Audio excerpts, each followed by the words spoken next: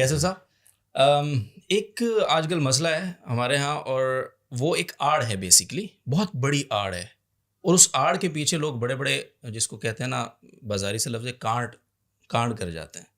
مثلا وہ کوئی بھی مطلب انہوں نے کسی عالم دین پہ، کسی بزرگ ہستی پہ، صحابہ کرام تک، اہل بیت عظام، یا اس کے بعد جو تابعین، تبع تابعین، یا ائمہ، جن پر بھی انہوں نے اٹیک کرنا ہوتا ہے نا، قرآن حدیث کی ایک آڑ ہے کہ جی وہ اسی کلمہ حضور دا پڑھا ہے، اسی کسی اور دا. یہ جو ایک چیز ہے، آپ کو اس فکری جو ایک میدان ہے، اس میں آپ کام کر رہے ہیں ماشاء اللہ ایک عرصے سے، اس آڑ کو آپ کیسے دیکھتے ہیں؟ اس کا جو یوز ہے اس وقت، اور یہ بہت اٹریکٹیو ہوتا ہے اس بندے کے لیے جو ذرا یعنی کوڑا کاغذ ہے، جس کو دین نیا نیا جس نے سیکھنا شروع کیا ہے، اس کے لیے تو بہت بڑی ایک جسٹیفیکیشن مل جاتی ہے نا اس کو، اس بندے کو فالو کرنے کے لیے کہ یار قرآن اور حدیث ہے، ٹھیک، صحیح تو کہہ رہا ہے. اور پھر وہ حدیث بھی پیش کر دیتے ہیں، اور کوئی بندہ آتا ہے تو حدیث ثقلین بھی پیش کر دیتے ہیں. یہ جو آڑ ہے، اس کے بارے میں آپ کا کیا خیال ہے، اور اس کو آپ کیسے دیکھتے ہیں؟ دیکھیے، اصولی طور پہ تو یہ بات بالکل ٹھیک ہے. بالکل، اس میں تو اس میں تو کوئی اسلام کا کوئی تقاضا ایسا نہیں ہے.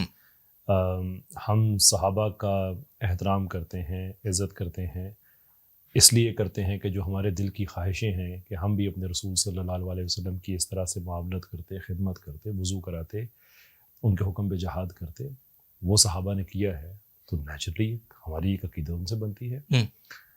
لیکن قرآن میں بہت سی آیات ایسی ہیں جہاں پہ صحابہ کی بڑے سخت الفاظ میں تربیت بھی کی گئی. اللہ تو اللہ ہے، اللہ تو یونس علیہ السلام کے بارے میں کہہ سکتا ہے، یاد کرو وہ جو بگڑ کے چلا گیا تھا، وہ تو اللہ ہے، وہ تو کہہ سکتا ہے. کیسر احمد راجہ کیا اس لب و لہجے میں، اور پھر لب و لہجے کو بھی چھوڑے، وہ بھی سبجیکٹیو چیز ہوتی ہے، آؤٹ کم اس کا کیا ہے آخر کار، یعنی کہ اس بات سے آپ کیا نکال رہے ہیں. تو مثال کے طور پہ میں کسی بزرگ ہستی کے بارے میں آپ کو ایک چیز بتا رہا ہوں کہ دیکھو ان سے یہ فلاں غلطی ہو گئی تھی، اوکے، تاریخ میں لکھا ہوا ہے، وہ غلط بھی ہو سکتی ہے، وہ ٹھیک بھی ہو سکتی ہے. میرا مسئلہ اس وقت کیا ہے؟ میرا مسئلہ اس وقت یہ ہے کہ میری ایکسپورٹس نہیں ہے، میں ہر چیز پہ میں ڈیپینڈ کرتا ہوں. میں جس سسٹم کے اندر رہ رہا ہوں وہاں میرے بچوں کو خالص دودھ نہیں ملتا، سودی بینکاری سے میں نبرد آزما ہوں، میں جان نہیں چھڑا پا رہا. جو بحثیت مسلمان میرا مسئلہ ہے، وہ میں نے اس کی اونرشپ لے کے میں نے اس کو حل کرنا ہے. تو اگر 4 لوگ مجھے سنتے ہیں تو میرا کام یہ بنتا ہے کہ میں ان کو اس طرف لے کے جاؤں، بجائے اس کے کہ میں فلاں کتاب میں ایسا لکھا ہے اور فلاں یہ دیکھو اس حدیث میں یہ لکھا ہوا ہے. شور وہ ضروری چیزیں ہیں، لیکن یہ بات ذہن میں رکھیں کہ، اور یہ جو اسکالر حضرات ہیں ان کو چیز بہتر طریقے سے پتہ ہونی چاہیے کہ ہم جب کہتے ہیں کہ یہ حدیث ہے تو ہر حدیث بھی شریعت کا حکم نہیں ہوتا. بہت سے لوکلائزڈ ایشوز ہوتے ہیں جو اسی ٹائم کے لیے ہیں کہ یہ اس کو ایسے کرنا ہے، بات ختم ہو جائے گی.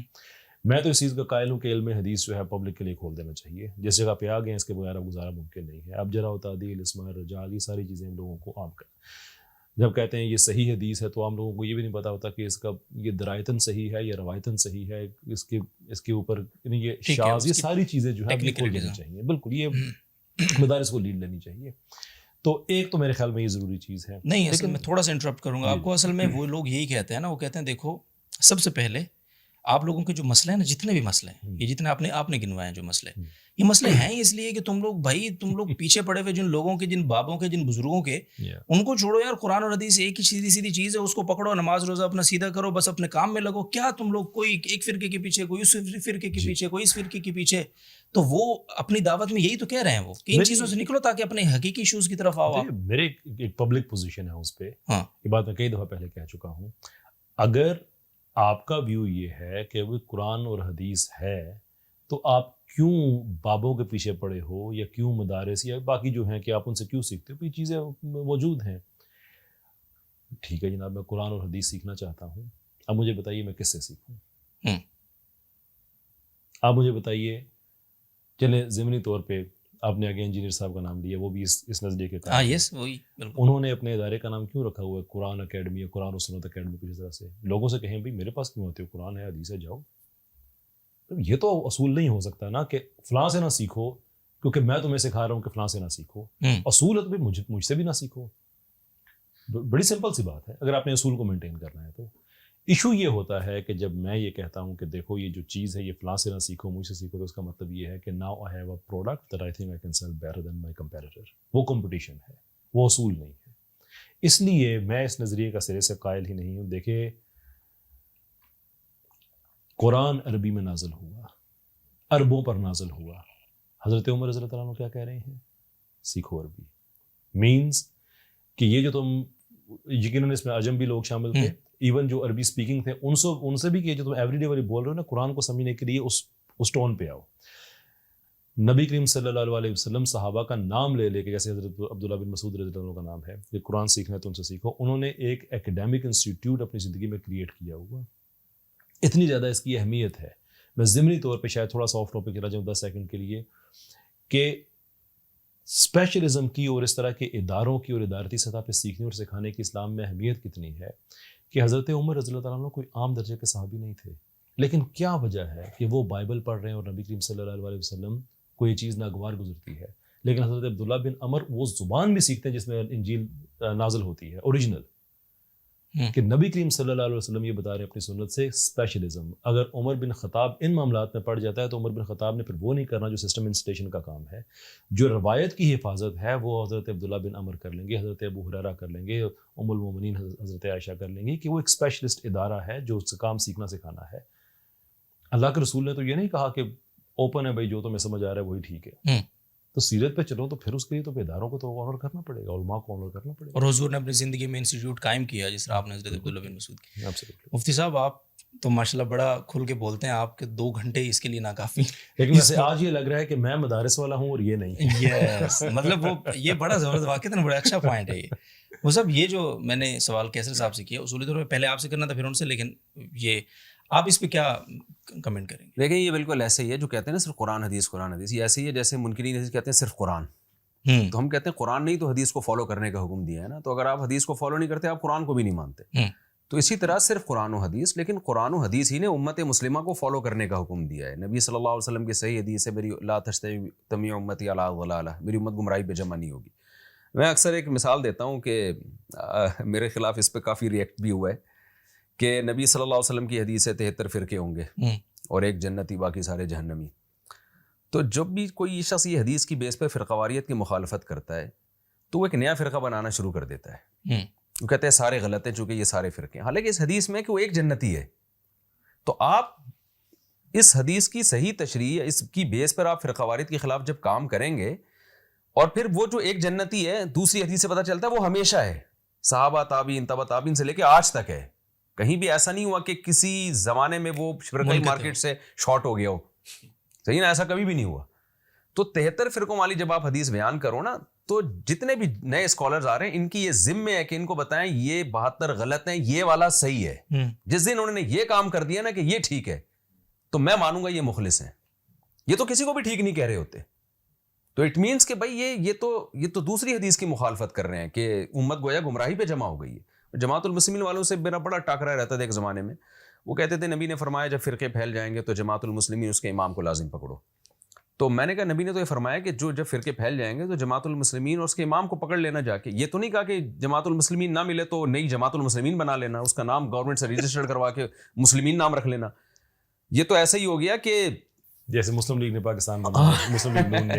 بالکل ایسے ہی. یعنی میں نے کہا حدیث میں آتا ہے کہ جو جماعت المسلمین سے نہیں چمٹے گا, من شذ عن جماعت المسلمین شذ فی النار, کہ اس کو تو جو یعنی مسلمانوں سے ہٹ کے الگ فرقہ بنائے گا وہ جہنم میں جائے گا. تو میں نے کہا آپ نے سارے مسلمانوں سے ہٹ کے الگ فرقہ بنایا تو اس کا نام جماعت الجہنمیین رکھنا چاہیے تھا, نام آپ نے رکھ دیا اس کا مسلمین, اور سارے مسلمین کے فضائل اس پہ فٹ کرنا شروع کر دیے. یہ ایسے جیسے پولیس کے لیے حکومت نے کوئی انعام رکھا ہے, جو ڈاکو کو پکڑے گی تو ہم یہ انعام دیں گے, تو ڈاکو نے اپنا نام پولیس خان رکھ لیا اور وہ سارے جو ہے نا فضائل اپنے اوپر فٹ کرنا, ناموں سے تھوڑی ہوتا ہے. تو نبی صلی اللہ علیہ وسلم سے جب پوچھا گیا کہ وہ جنتی فرقہ کون سا ہے تو آپ نے فرمایا ما انا علیہ واصحابی, جو میں اور جس پر میرے صحابہ ہیں. تو حدیث سے پتہ چلتا ہے کہ آپ صحابہ کو بیچ سے نکال نہیں سکتے. قرآن و سنت کی وہ تشریح جو صحابہ کی اجماع کے خلاف جا رہی ہے, جو کسی کی سمجھ میں ہی نہیں آئی آج تک, آپ ایک نئی تشریح مارکیٹ میں لا رہے ہیں, تو یہ تشریح ہی دیوار پہ مار دی جائے گی. یہ قرآن و سنت کے اگینسٹ چل رہے ہیں آپ. تو قرآن و سنت کی وہی تشریح کی جائے گی جو معیار قرآن و سنت نے بتایا ہے, اور وہ معیار یہ بتایا کہ امت کبھی بھی ایسی کوئی تشریح جو آج تک کسی نے نہیں کی ہے, تو ہر دور میں وہ تشریح قابل قبول ہو, وہ تشریح ہی معتبر ہوگی. تو یہ جو ہے نا کہ ہم صرف قرآن و حدیث مانتے ہیں، بات 100% درست ہے. کلمۃ حق ارید بہا الباطل. جیسے خوارج حضرت علی کے خلاف کھڑے ہوئے اور کہا کہ ہم علی کی رضی اللہ عنہ کی حکومت کو نہیں مانتے کیونکہ ان الحکم الا للہ، قرآن سے استدلال کرتے ہیں حکومت صرف اللہ کی ہے. حضرت علی نے کیا فرمایا تھا بھائی؟ کلمۃ حق ارید بہا الباطل. یہ آیت صحیح پڑھ رہے ہیں لیکن اس کا یہ مفہوم نہیں ہے جو یہ بیان کر رہے ہیں. تو قرآن و سنت ہی اصل ہے، لیکن قرآن و سنت کی تشریح میں اختلاف ہوگا تو کس کی تشریح کو مانا جائے گا؟ صحابہ، تابعین، تبع تابعین سے آپ کا، جیسے قیصر راجہ صاحب نے کہا نا کہ آج دوپہر ان کے ساتھ کافی گپ شپ ہوئی تو ایک بڑی اچھی مثال دی کہ جتنے ہمارے قاری لوگ ہیں ان کے پاس سند ہے، انہوں نے کس سے پڑھا، اس کے پاس سند ہوگی اپنے استاذ کی، پھر استاذ، یہ سلسلہ صحابہ تک پہنچتا ہے، چاہے وہ یعنی کوئی ایسی پرنٹڈ سند نہ بھی ہو لیکن ایک سلسلہ ہے. یہ سلسلہ 1400 سال میں ایک سیکنڈ کے لیے بھی ڈسکنیکٹ نہیں ہوا ہے. تو ہر چیز میں یہی سلسلہ ہے، علم حدیث میں بھی، علم تفسیر میں بھی، علم فقہ میں بھی، ہر چیز میں ہمارا سلسلہ جا کے رسول اللہ صلی اللہ علیہ وسلم سے سند متصل کے ساتھ ملتا ہے. تو یہ سند اگر نہیں ہے آپ کے پاس، آپ ایک نئی چیز لا رہے ہیں تو یہ دیوار پہ دے ماری جائے گی. تو جو ما انا علیہ و اصحابی کے معیار پہ جو پورا اترتا ہے وہ جنتی فرقہ ہے. ہاں اس کا نام نہیں ہے کہ میں کہوں دیوبندی ہے کہ بریلوی ہے چاہے اہل حدیث ہے، جو اس معیار پہ اترتا ہے، چاہے دیوبندی ہو، بریلوی ہو، اہل حدیث ہو، چاہے کچھ کوئی بھی ہو، ہمیں اس سے لینا دینا نہیں. جو قرآن و سنت کی وہ تشریح کرے گا جو صحابہ اور اجماع امت سے ثابت ہے، اس سے نہیں ہٹے گا تو وہ جنتی ہے. پھر بے شک فروعی اختلاف ہوں، آمین زور سے، آہستہ، ٹانگیں چوڑی پتلی، یہ تو چھوٹے موٹے پھڈے ہیں. یہ اس کی بیس پہ جنت اور جہنم کے فیصلے نہیں ہوتے. ٹھیک ہے، بہت خوبصورت بات ہے، جزاک اللہ. اچھا، جماعت المسلمین والا پورا واقعہ آپ نے سنایا نہیں ہے ویسے، وہ بعد میں ان کے دو فرقے الگ، وہ آپس میں اختلاف. اچھا، جماعت المسلمین سے پہلے بڑے یہ لوگ متحرک تھے نا، تو اب بالکل ہی غائب ہو گئے ہیں. تو ہوا یہ تھا کہ یہ لوگ یہ حدیث بہت پیش کرتے تھے کہ الزموا جماعت المسلمین و امامہم، جماعت المسلمین اس کے امام کو لازم پکڑو. دیکھو یہ حنفی، شافعی، اہل حدیث، یہ اتنے سارے فرقے. تو نبی نے تو فرمایا کہ فتنوں کے دور میں جماعت المسلمین کو لازم پکڑنا. اچھا، میں نے ان سے کہتا تھا کہ تو تلاش کرتے نا کون سی جماعت المسلمین ہے، اس کو لازم پکڑتے. یہ تو نہیں ہے حدیث میں کہ نہیں ملے تو ایک نئی بنا دینا، یہ تو آپ نے بنانے کی تو کوئی حدیث نہیں ہے. لیکن ظاہر ہے کس کس سے آدمی بحث کرے. تو وہ مسئلہ ہمارا الحمدللہ اس وقت حل ہوا جب جماعت المسلمین 2 حصوں میں ٹکڑے ہو گئی. تو پھر میرے پاس جب کوئی بندہ آتا نا کہ جماعت المسلمین جوائن کرنا لازم ہے، تو میں کہتا ہوں ان سے پوچھو پارٹ 1 یا پارٹ 2. حدیث میں جو آتا ہے فتنوں کے دور میں جماعت المسلمین کو لازم پکڑنا ہے، تو حدیث کے مطابق پارٹ 1 کو لازم پکڑنا ہے یا پارٹ 2 کو لازم پکڑنا ہے؟ اس سے یہ مسئلہ ہی حل ہو گیا.